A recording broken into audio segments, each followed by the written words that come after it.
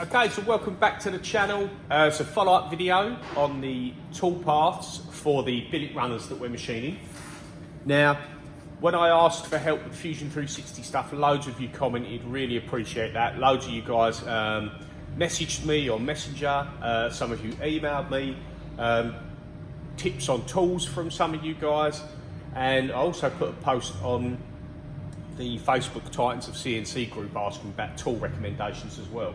Now, regarding tool recommendations, unfortunately, the ones that people have recommended, I can't get anytime soon. And everywhere I'm looking for similar tools, they're out of stock. It's not the end of the world, I'm not in a crazy rush, but I want to do part of it now. And it's like, oh, there'll be 3 days, 5 days. So I'm going to try and do the next tool path with the 10mm like ball nose cutter that I've done the rest of the outside contour parallel tool path.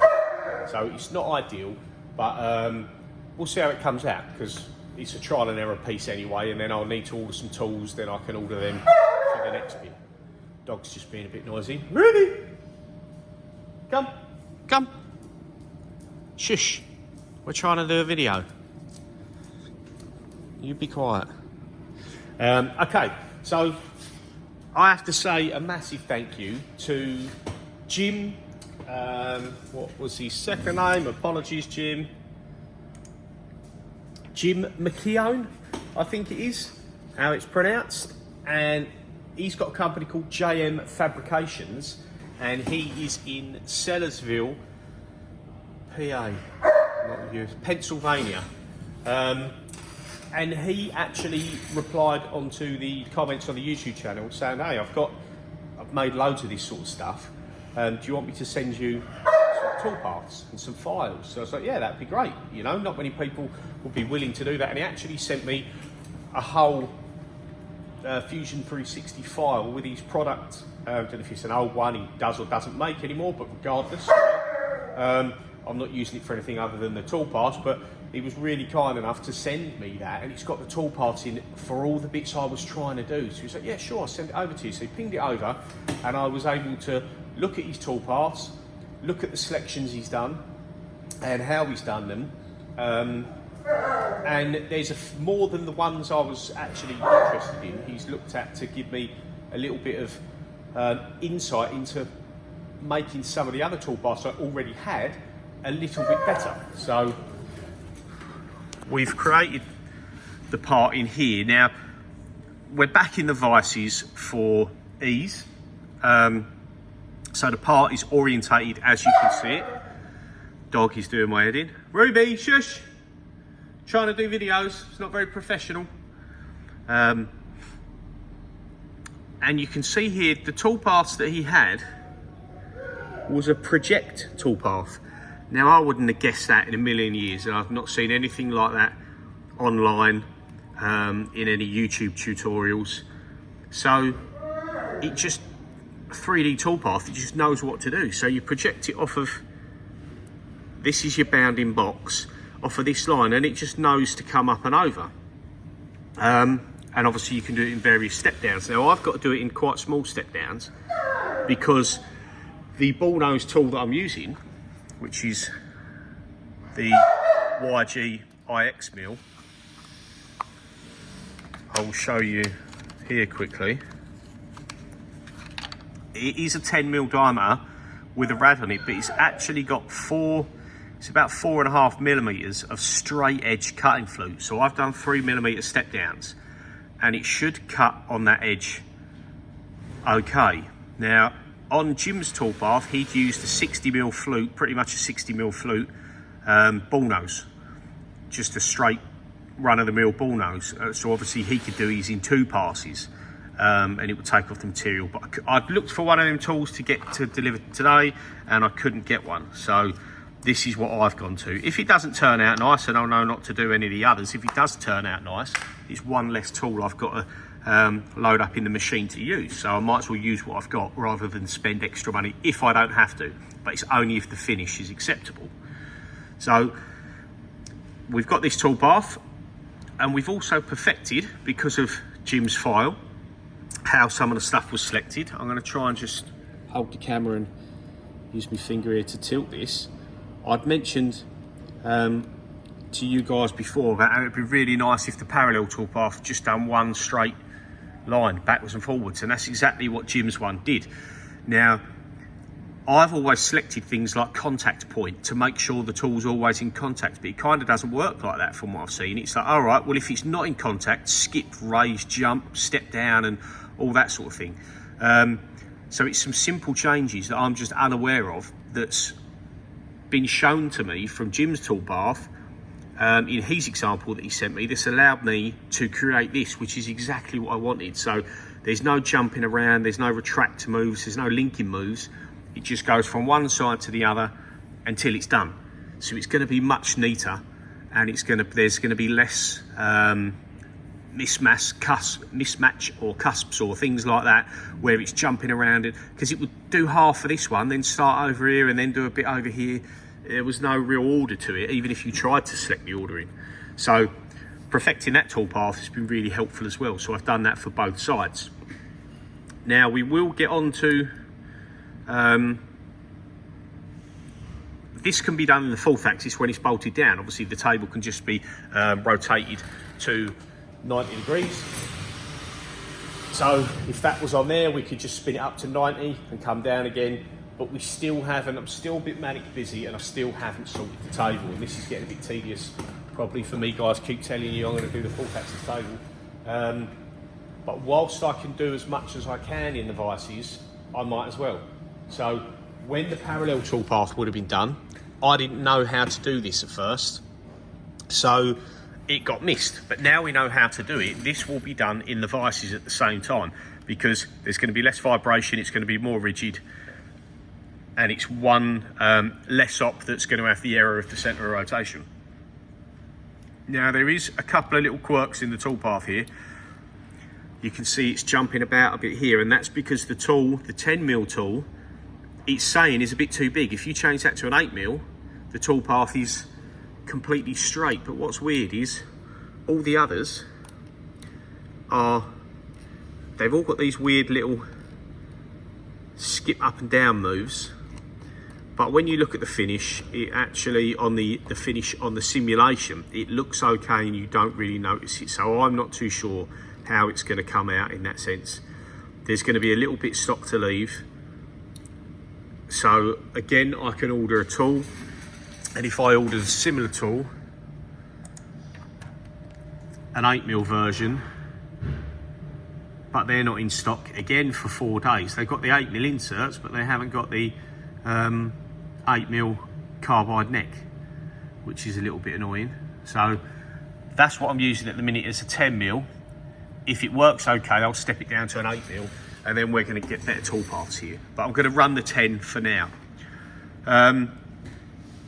Now coming back to the rest of the part, let me just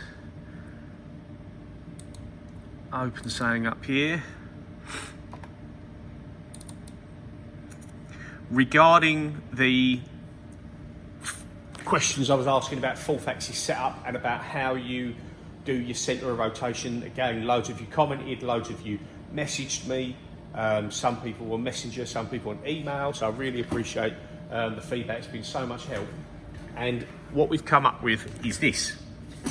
It's quite annoying. I should have put the camera on a stand really, so I can do a bit more. So we've got our table modelled there. Now the table, I'm actually going to probably make it a little bit shorter, because you can see there's a lot of access there that now we've done all the rest of the toolpath, it's probably not needed if we've done all the other faces and bits and pieces.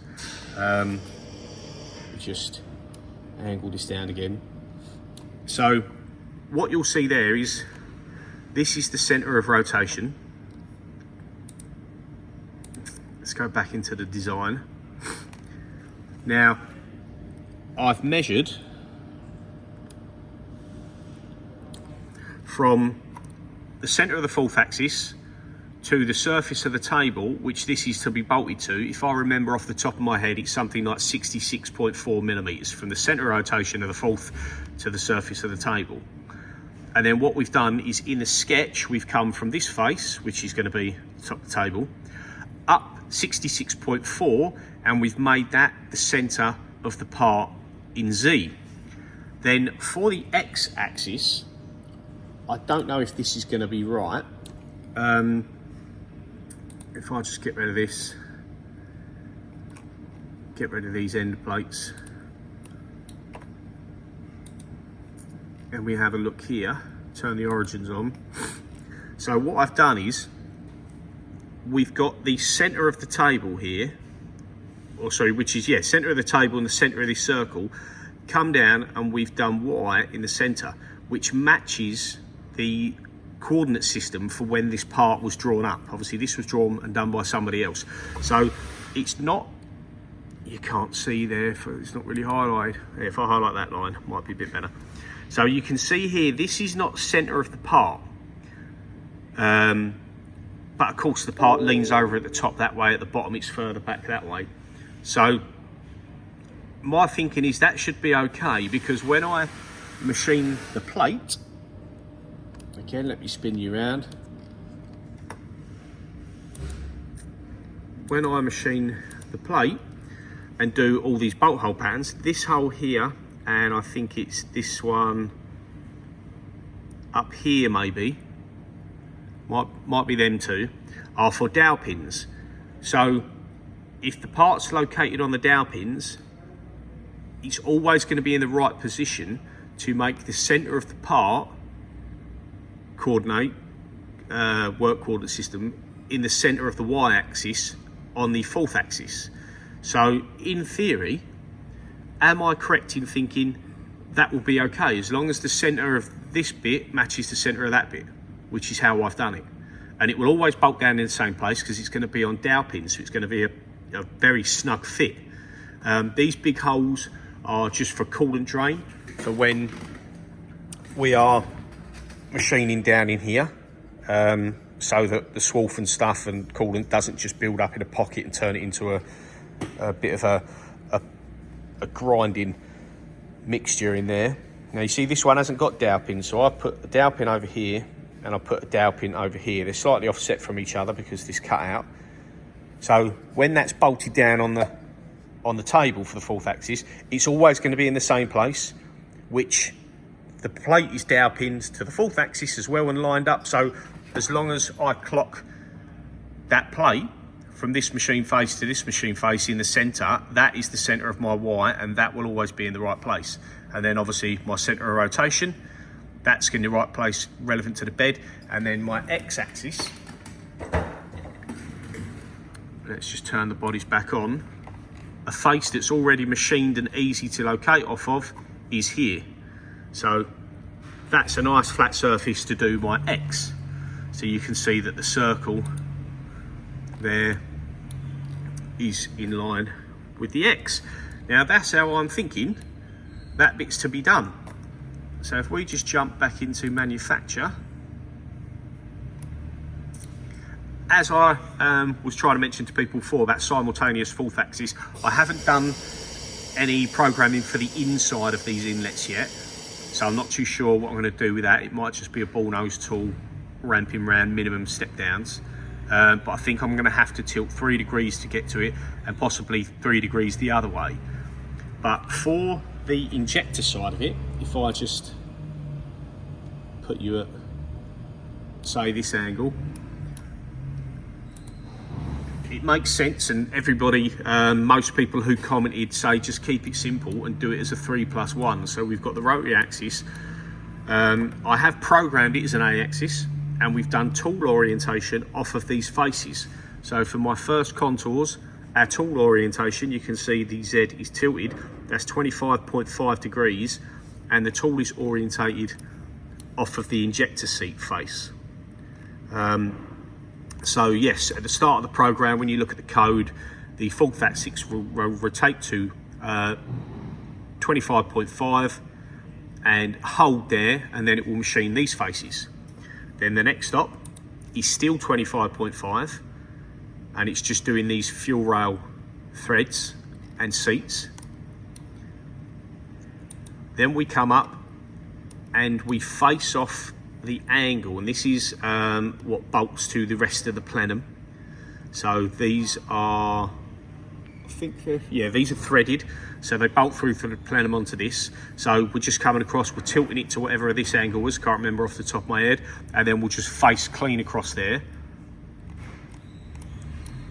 And then the next one is a fixed angle, and one of you guys commented on this. I was looking at coming in from this direction with a big long end mill, but somebody said, why don't you just tilt it a little bit and use the same tool, side cutting tool, to do that angle on there. So if you look at this right side, again, our tool is orientated to match this face.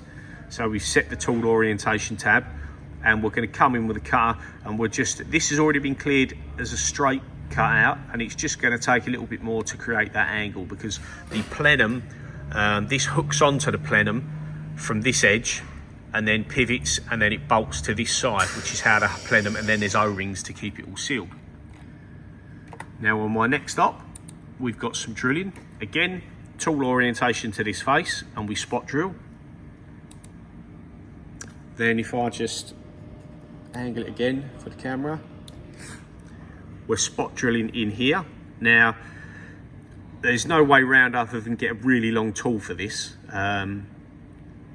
which is doable. I can't remember the size, the max limit I can have, but I need to get a long spot drill and then a long series 5mm drill, because it's an M6 tapped hole.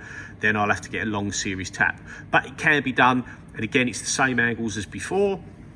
And as far as I've gotten so far is to come in again, long series spot drill to come and spot the injector cutouts for the injector mounts.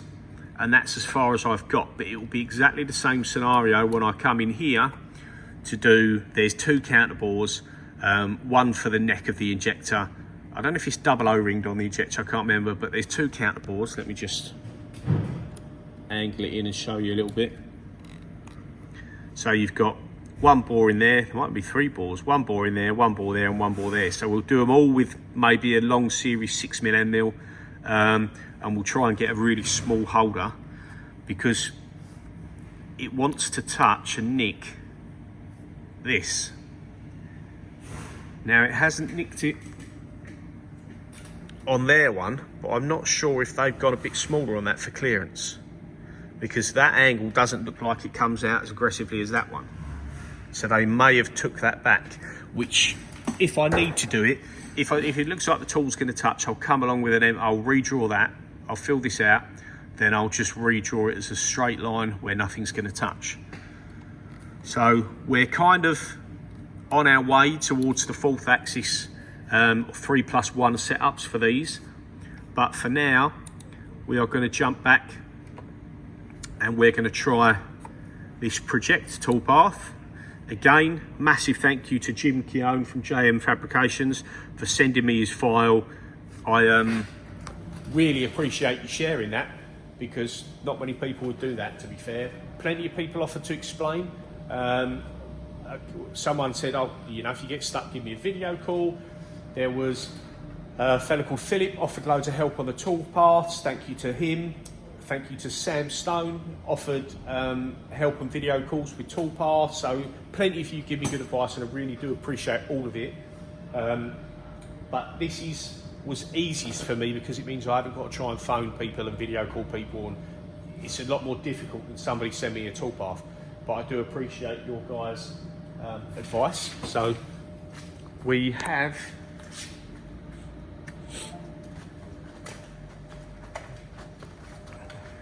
got the parts set up again in the machine,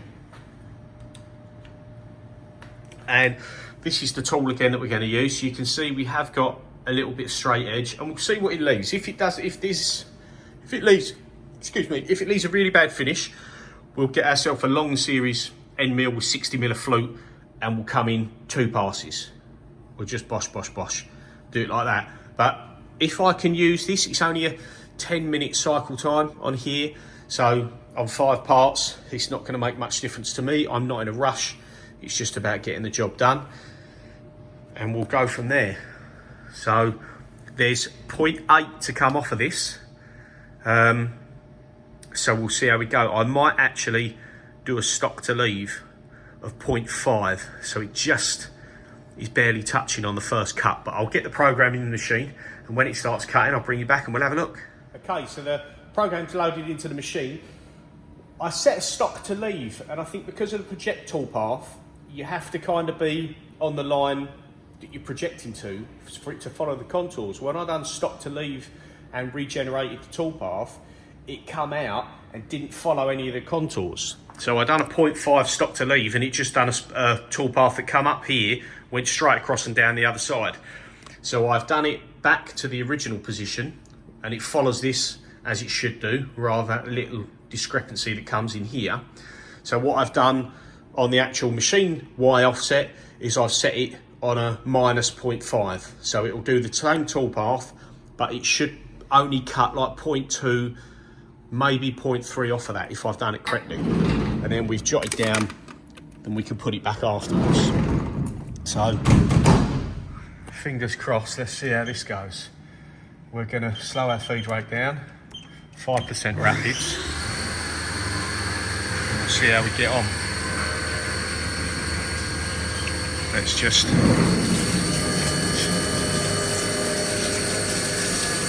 redirect, so we've got plenty of coolant.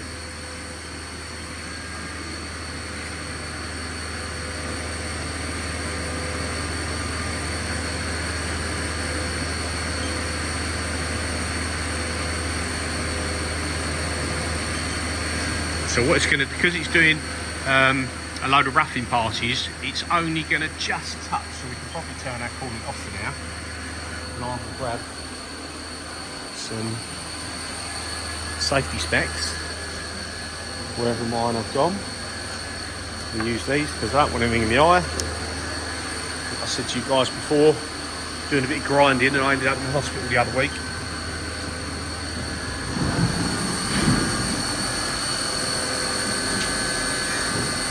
Just touching.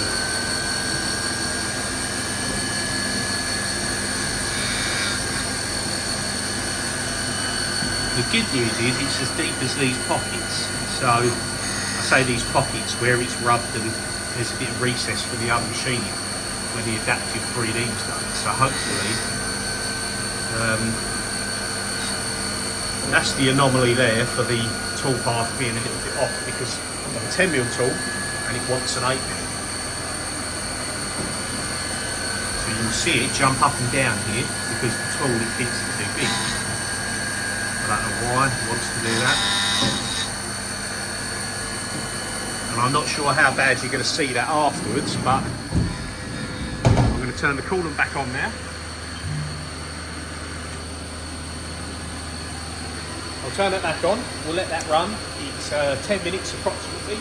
And then I'll show you what it looks like, and if it's all looking good, it's not making much contact at the minute, so it should sound okay.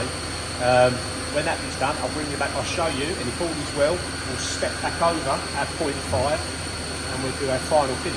So I'll bring you back in a minute. Okay, so that toolpath has just finished. Now we upped the feed in the end. We were at 1200 feed rate, we upped it to 2040. So I've redone the program at 2000. So obviously you see there we had the feed rate right up. Now this was with a 3mm step over. Let's just airline it off a little bit.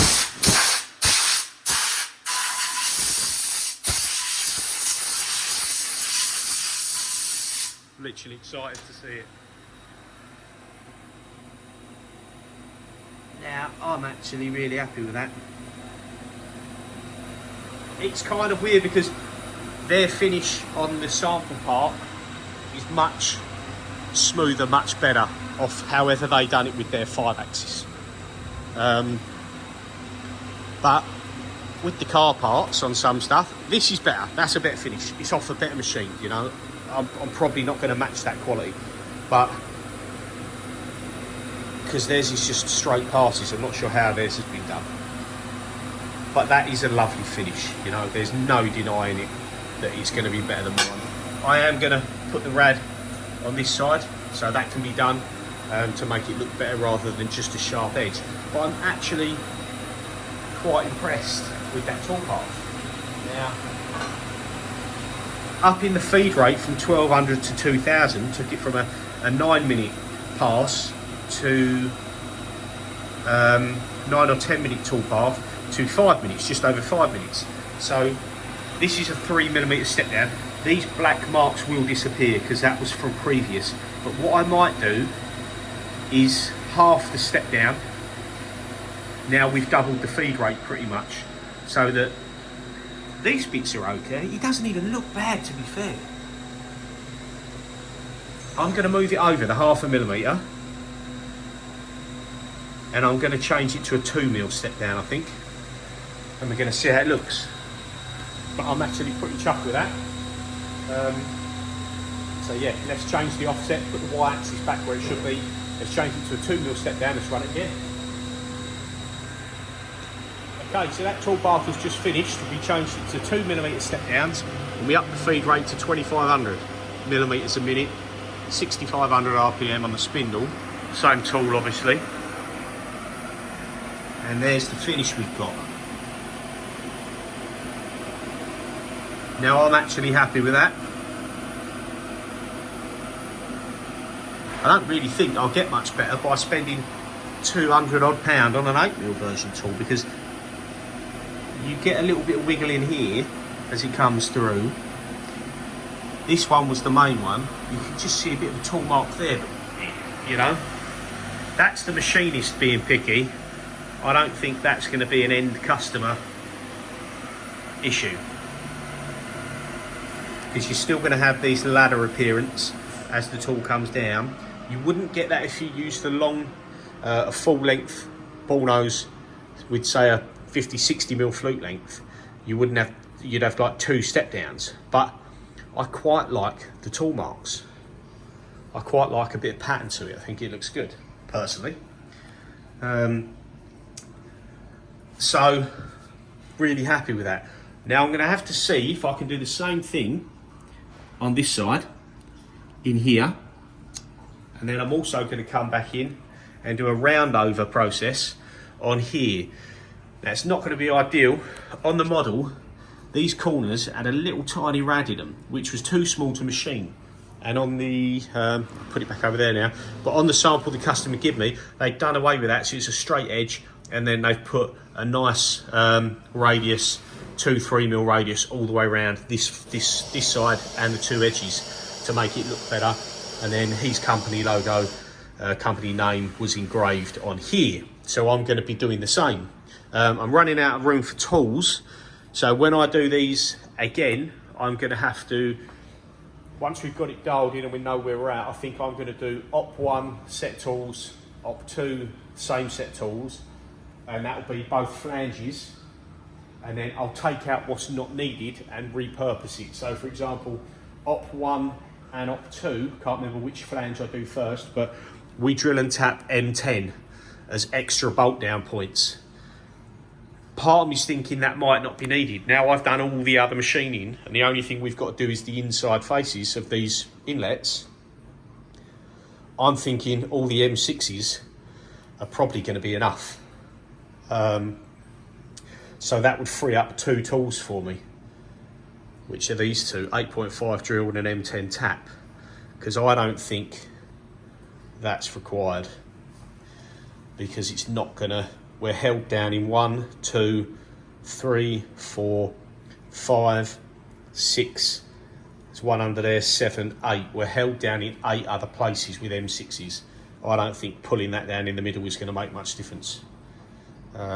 In which case I can free up these 2 tools, because I wish to add an engraving tool, and then I do have space already for the round over tool, and that would give me room for 1 extra. So yes, that's what I'm going to do. I'm going to go program the logo now, or the name, and this round over, and then I can run that. Then I've got to go out for the afternoon, and then I'll come back later and I'll look at doing this same tool path, but we'll do it over this side and see how far we can get on this one.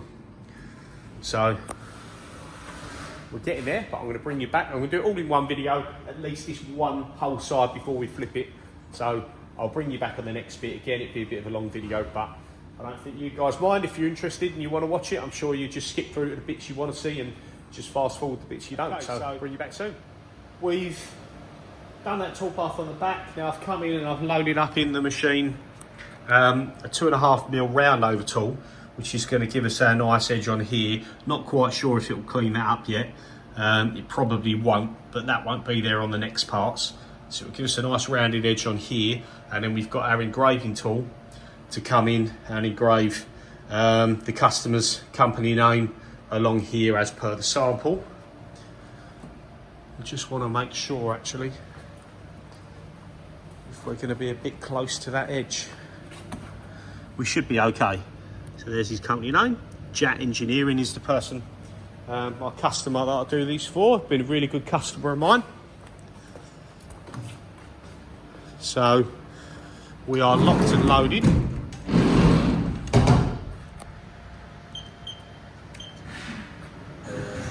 Now the round over tool,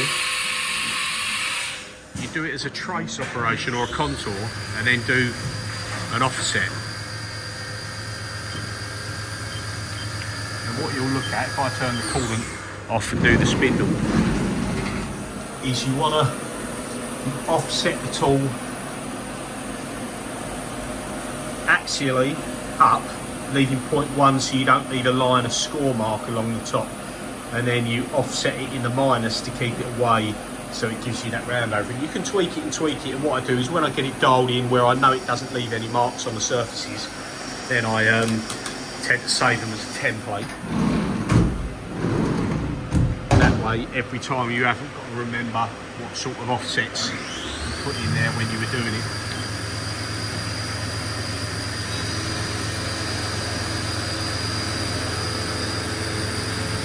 And then that should just make that edge look a bit nicer, and then we'll come in with the engraving tool. For the engraving, we've got one in the machine, but I use these and I get on really well with them, apart from they are quite expensive.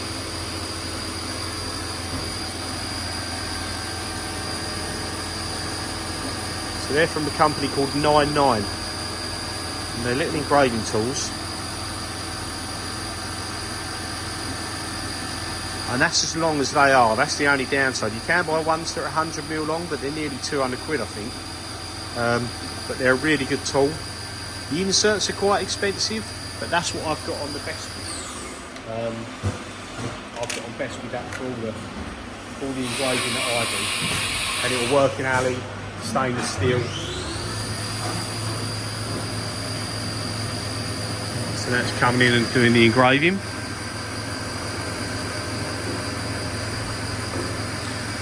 I'll have to see what sort of offset I got on this because I'm not sure. Yeah, we are engraving, so that's okay.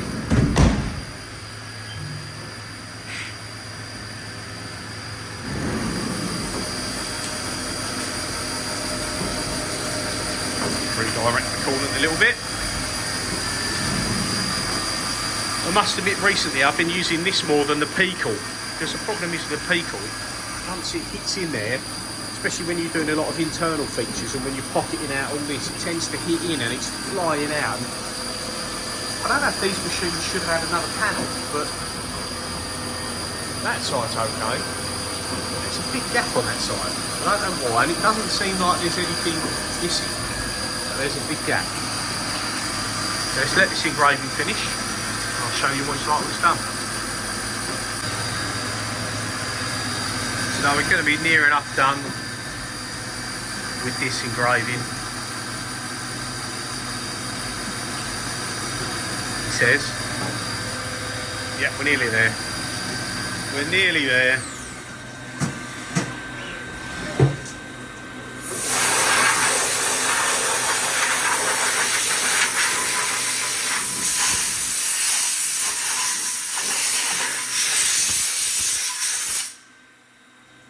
So this side is a finished flange. Now, like I said, it didn't, obviously the round over tool's not going to clean up that, or on this side, but we've taken that off the model, so that won't be there in future. There's the engraving. The tool's leave a really nice finish, and I'll keep this one in this long hydraulic holder. So if you imagine that nice round over would be going round there, so that wouldn't be missing.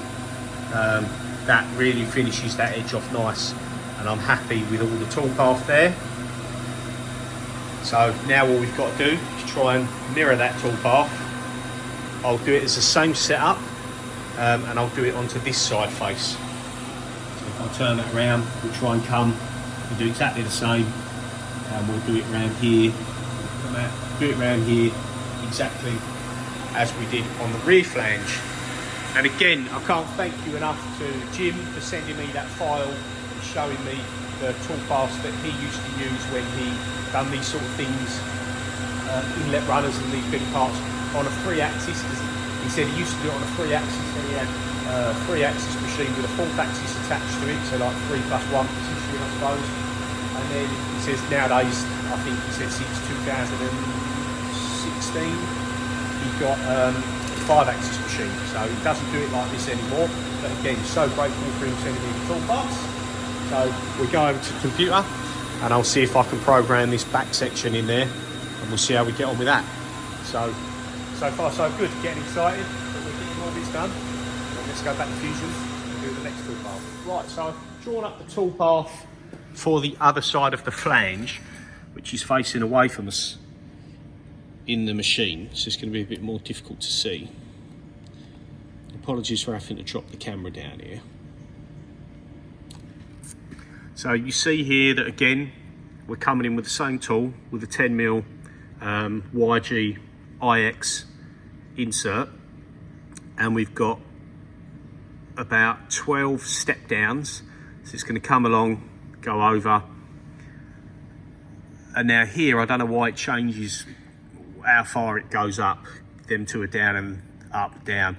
It's probably got to do with the spacing in between and how the flange is, because it's got to cover certain bits. So not too sure, but it appears like it's going to work. But I just thought I'd show you the toolpath that was on Jim from JM Fabrication's example. So it's done as a project. So project is under your 3D tab. And it says there, finishing strategy that allows you to machine along contours with the center of the tool, provided contours are always projected onto the surface. Now, if I'd have read that, and you look at this sort of picture here, I would never have thought you could do what the tool's doing. So I was never going to figure that out on my own. So we've got our tool info here under our tool tab. Now on our boundaries, we've got this bounding box. And the way Jim had drawn that up, and it makes sense, he's in the States, so he was in Imperial 1/2-inch tool, is that this is the center line of the tool. So I'm on a 10mm tool, so I'm 5mm away from that flange face. So in theory, my tool will just contact that, because I've left 0.5mm stock to leave. It will contact this face as it goes round. So when you're doing your chain, the left and right of the bounding box are irrelevant, but you want this line to be 5mm away, or half the diameter of your tool, and you want the same on the other side. And then when you select your chain, you select an open chain and select that line there. I don't have to do any extensions because you've already got it. Now I've actually done that twice, so I can get rid of one of them. So we've got that chain, and then when you've got curve selections down here, which I wouldn't have known, never used it before, never used this toolpath, the chain is the same as that. Now I think because it's a 3D toolpath, if I just hold the camera and tilt it back up again, it's basically saying follow this line. I think it's basically saying follow this line and jump over whatever you come across, which is what we done on the other side of this flange, which you've already seen. So for our heights, where the engraving is my model top. So I've got model top, clearance by 10mm, retract to the same height, 10mm. The top height is the model top, and the bottom height I've gone -50. So on this side, this flange here, when we done the other side of it, we got to the whole flange section from one side, so I don't need to flip that and do the other half, it's done. This one, obviously I can't get down and around here, so it's going to be done in 2 halves, so I want to make sure I'm going to overlap it. Now this flange is only about 40mm, including this stick out tab here for one of the bolt holes. So going 50mm should be fine. So that's what we've got in our heights tab.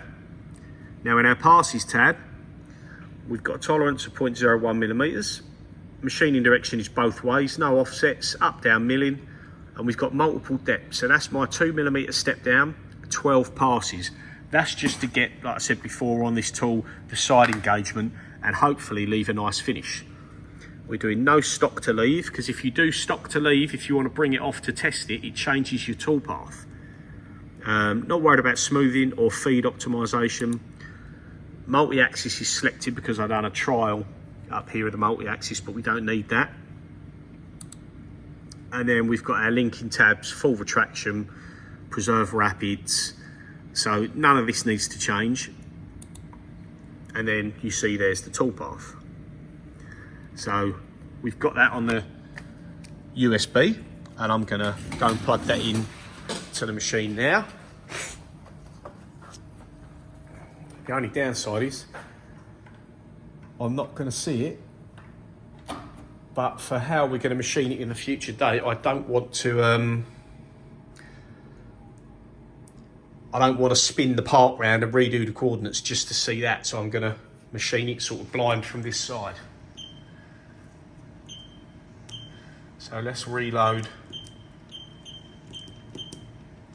the new toolpath. And then the first touch off is going to take a little bit off of here and a little bit off of here, but other than that, it isn't really contacting anywhere else, I don't think. It's going to be a 0.5mm cut. I'm going to leave our offsets the same, rather than I backed it off on that one to see if it was okay. I'm not going to do that. I'm going to run it straight off the cuff. Without coolant, put my glasses on and just lean in, and as soon as it touches here, I'll have a look how we're going. So parallel, Bosch, feed rate, you can drop it down, so just shut the door while it changes and the coolant comes on.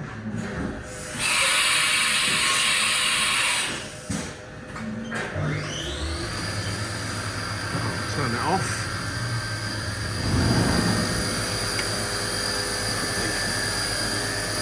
Glasses on.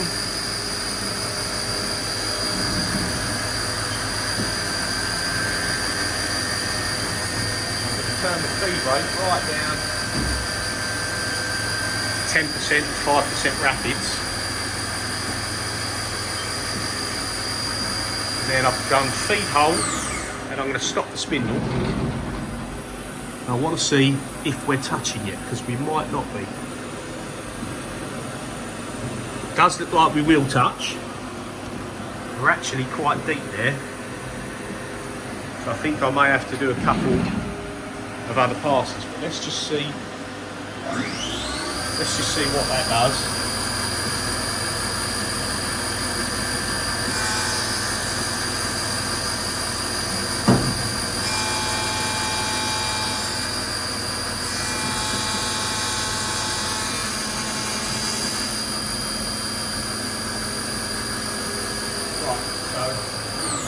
Reset that, because it's a bit awkward for me and the camera. Just going to have a look with a mirror. Just like that there. Right, so you can see there that this face was a bit rough, like you can see, and it's taken the step, but it hasn't cleaned up. You can see it's got a clean area, but at the top there's still a black rubbing mark from one of the ops before. So I'm going to add 3mm step downs. I'm going to add another 2 or 3 on that, and then I'm going to come back and run this again. So let me just go change that and add some more roughing passes, and I'll be back. Okay, so we've added the roughing passes. I think we added another 4 just to make sure the first one was contacting okay. And now I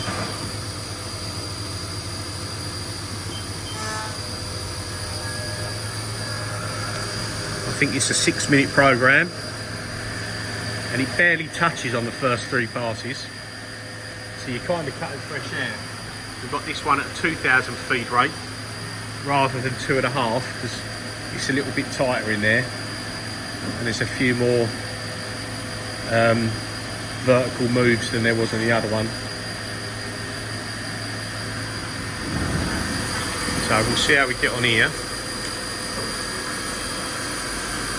Then obviously I'll have to see if it's contacting everything.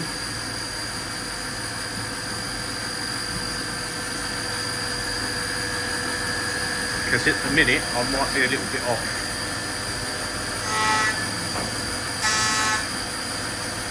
Or maybe we might have took a little bit more out the inside of this with our roughing than we did on other bits.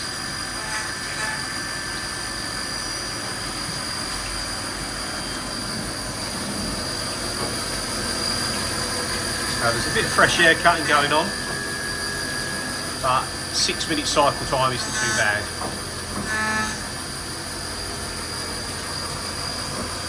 Can't really see how it's cutting over there.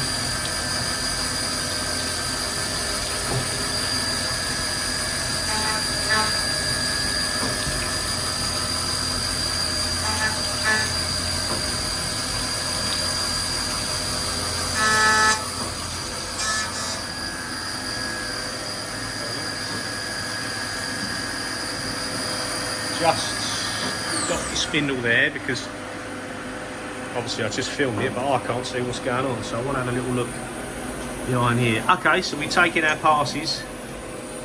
You can see there we've got passes going on.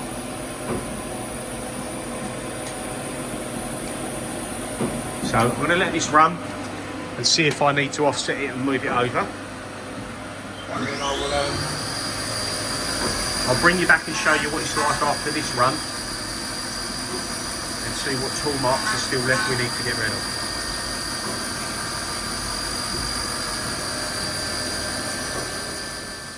Okay, so we still had some areas that weren't cleaning up, and I mentioned earlier about going to a smaller tool because there was some anomalies on the way the tool bath was running. It wasn't running perfectly true. Now what we've managed to do, I said if I went to an 8mm, I'm at a 10mm tool, and if I went to an 8mm, it cleaned up. Now, you'll notice now the tool path is complete all the way across. It doesn't deviate, it doesn't jump up and down. And all I've done is change the diameter of this tool from 10mm to 9.99, and it corrected the tool path. So obviously there's something it doesn't like exactly with a 10mm tool. But 9.99 has sorted that out, and I checked it on this other tool path where it was jumping up and down on one of them, and it's corrected it on that as well. So that's perfect, which means potentially we don't have to buy another tool. So I'm now going to rerun this again with a slightly different offset because it didn't clean up everything. Still wasn't touching in the middle here. And see if we get to our finished diameter, which is about 4.2 millimeters on this flange. 4.2, and I was still at 4.5. So we put this in the machine and we're ready to run it again. I'll quickly show you where we are at. It's a little bit more rattly, it seemed, this side. So you can see in the center there, it didn't touch it. Same in there, didn't touch it. Didn't touch it there.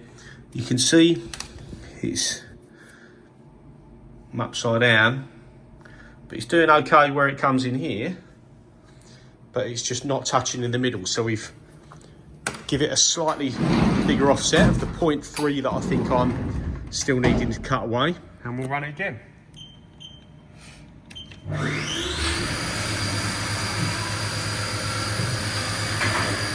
And then we should have obviously a nice smooth tool path in comparison. So this might be the final one for this side of this flange. I'll let this run another 6 minutes or so, and we'll show you when it's finished, and hopefully we've got some good results. Okay, so we've just rerun that parallel finish on this back side, and we had to actually, to get the thickness, this is 14.2 on the model, and I was at 14.6, and it wouldn't let me offset the tool for some reason.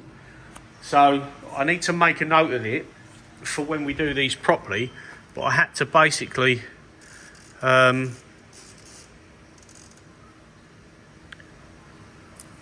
just cancel out of that, sorry. I had to basically go into it, and where we go to y minus 127, it was 127.4 according to the model. Now, for whatever reason, no matter how much I offset it or how much I even changed the boundary box, it didn't like it. If I moved the boundary box, it changed the toolpath completely and it wouldn't go in between the runners.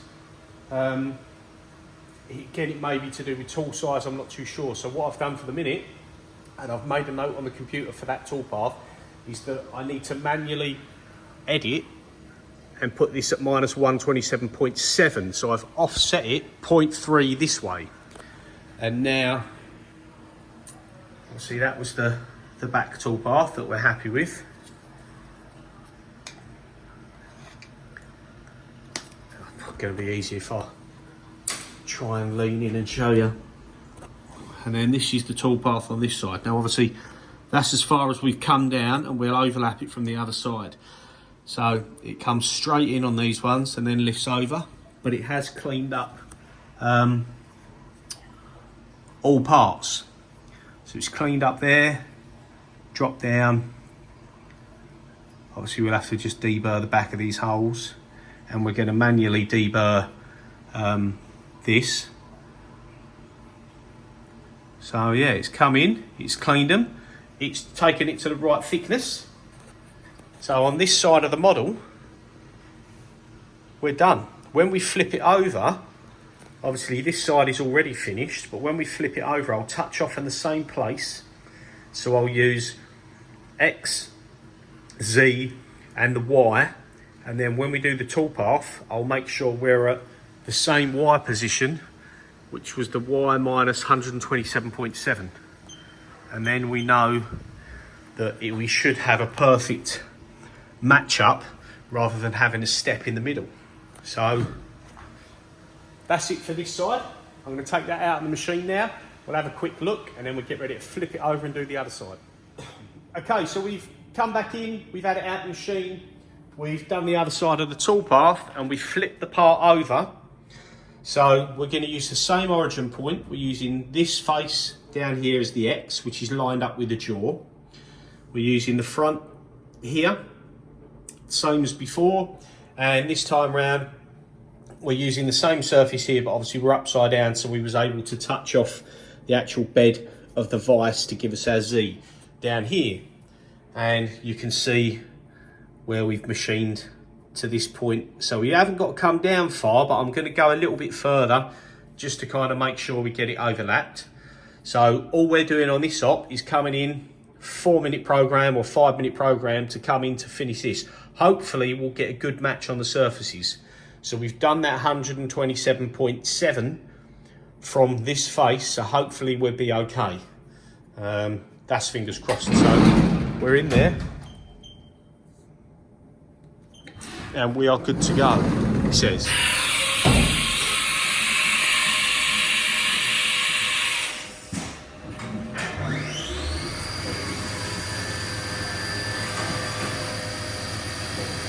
I'm going to let it get started. It should only just touch for the first one. I kind of want to just see if it looks like it's going to be lined up. It's difficult to tell there.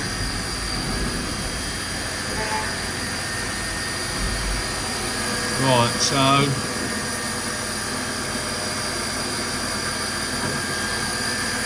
that looks like it's taken quite a lot off.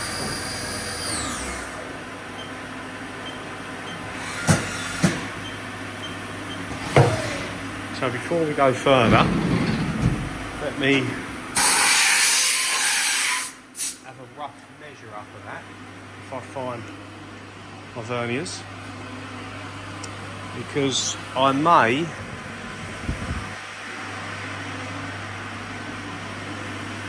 these are on vice setting number 1 and they're on this edge. So it's not, they've got 5 settings but that could have squashed that in by 0.2 or 0.3, which might move that over, because that just looks a little bit more than what it should be. Trying to get a measurement off of where it's taken. You can just see that tiny little area it's machined there by my grubby old fingernail. I'm trying to get a measurement off there to see where we are at. Well, maybe we're okay, to be fair. Yeah, maybe we are okay. Driffy coolant everywhere.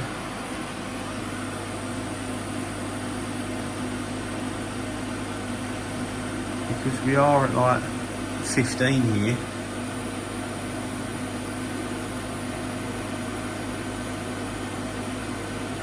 Yeah, maybe we are okay. It's just taken a lot more. I suppose I did a few passes on the other side to get it right. This time round I'm getting it right, hopefully. Getting it right, it says. First time. So let's just go with it again. Let's just let it chomp.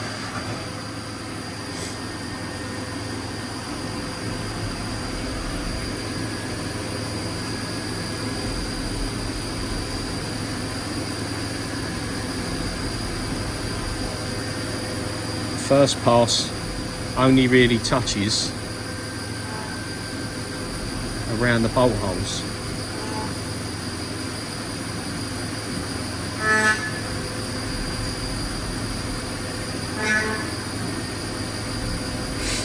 Now we'll probably get a better measurement on this one, but we're already cutting, so I'm just going to wing it and go with it, you know. I hope there's no naughty step. Worst case, I'll have to flip it over again and do the same the other side. But if that's all okay, we'll see. So it's a 4-minute cycle. Let's let it run, and I'll show you in a second.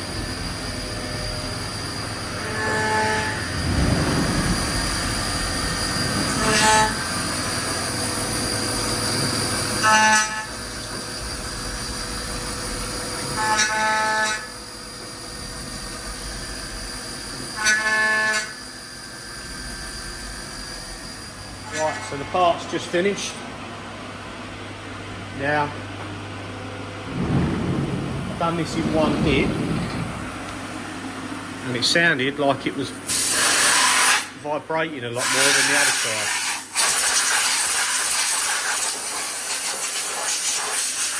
Obviously the other side, I dialed it in and tweaked it in bit by bit.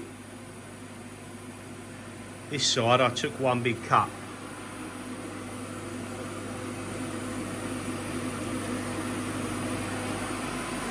And we have got a step mark, and we've got a little bit more vibration than the other side. But let's see what we're like on our thickness.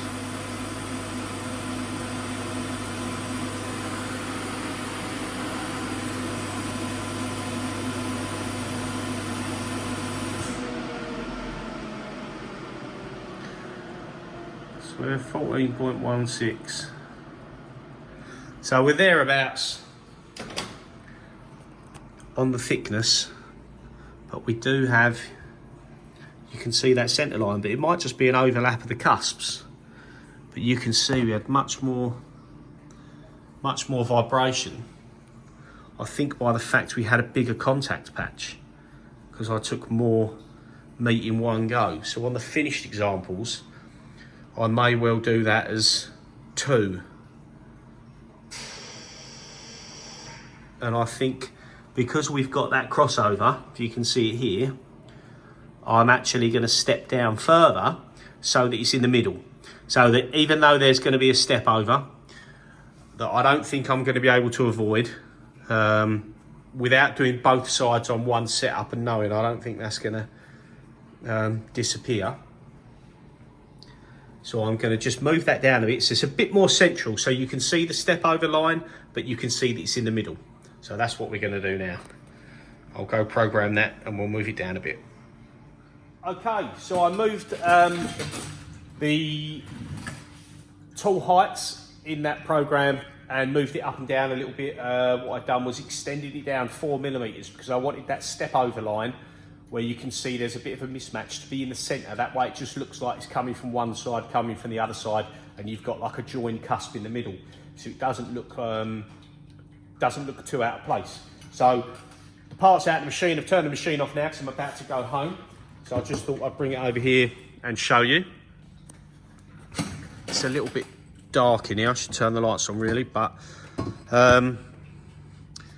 so yeah, if you look here, try and hold it over there, might get a bit more light that way. You can see the step over line here in the middle, but because it's centralised now, it actually looks okay. I'm quite happy, and I'm pretty sure my customer's going to be happy with that toolpath and those finishes. And if you look from the other side, same again. Obviously you can see the tool step overs, but it's looking good. So we've done our parallel toolpaths. These should turn out a little bit better in the sense of now it's been changed due to Jim sharing me that file and showing me how to do it continuously without jumping around. Obviously I won't have that slight gouge in there for the toolpath because it will be one move backwards and forwards until it's done. Same on this side, although this side, you know, it's come out good. I'm more than happy with that. But we may reduce the step over ever so slightly. Might give a better finish, not too sure. We've engraved the top. We've done our round over tool here. These little nicks or machined out sections won't be missing because we've got rid of that. So it will be a nice round over edge, just like this on both sides. Let me just clean the lens. There's a bit of coolant, I think, splashed on the lens. So they will be nice right round to that edge. Everything's looking good here. Obviously, we've got our flange face there, all looking nice and neat. And we've machined down here, so these sections are finished. Our top section is done with our bores for our O-rings. Now, what we've got to do still, we've got to go onto the fourth axis table. Now, this is about the 100th time I've said this. Keep promising, yeah, next video, fourth axis. But we are there. This is what we are looking to do next. Now, because I've done the outside profile, the parallel toolpaths, the inside of these flanges and everything like that, I don't need that big long table with all the clearance in it. So I'm going to go back to my original shorter table. So that long one there will have to be used for another job another day. So as per the toolpath I showed you, centralising the wire, we'll drill our bolt pattern, we'll put it on here. Then we can come in, we can face off this angle, drill and tap these to M6. We can come in with our side cutter tool and we can give the relief on there, machine the angle on this, and we can machine this face smooth. That'll be that bit done.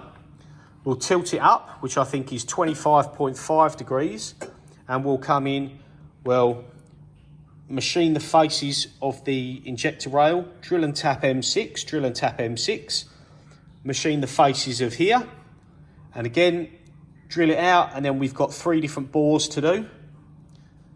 And then that's all the main features done, and then we've just got a program to come in and finish the inside of these bores. You can see there's a little cusp in there that we miss because of an angle, and obviously you can see the main big cusp in there because when we come down from the other end, we couldn't open it up anymore, and we didn't get it all from this end because we couldn't go deeper. So we're going to tilt it up, I believe, and come in with another tool, probably my same tool 8, the ball nose, which is probably right in front of me, probably here. We may extend that out a bit more and see, because we're only taking ever such a tiny bit off until we get down to the bottom there. So that is it. Fourth axis will be next. It has to be done. There's nothing else I can do. So let's end this video there. Thank you for all your comments. Thank you for your emails. Thank you for your messages. All your advice, all your recommendations on tooling, recommendations on toolpaths. Really appreciate it. Great to have all the feedback, and very lucky to have you guys helping me out. Massive thank you for Jim for sending me the file from JM fabrications. Really appreciate that. That has literally been a lifesaver, because some of them toolpath features I wouldn't have worked that out on my own for a very long time, if ever. So yeah, please give us a thumbs up if you like the content, and be sure to subscribe to the channel, and we'll see you again soon. Cheers for watching.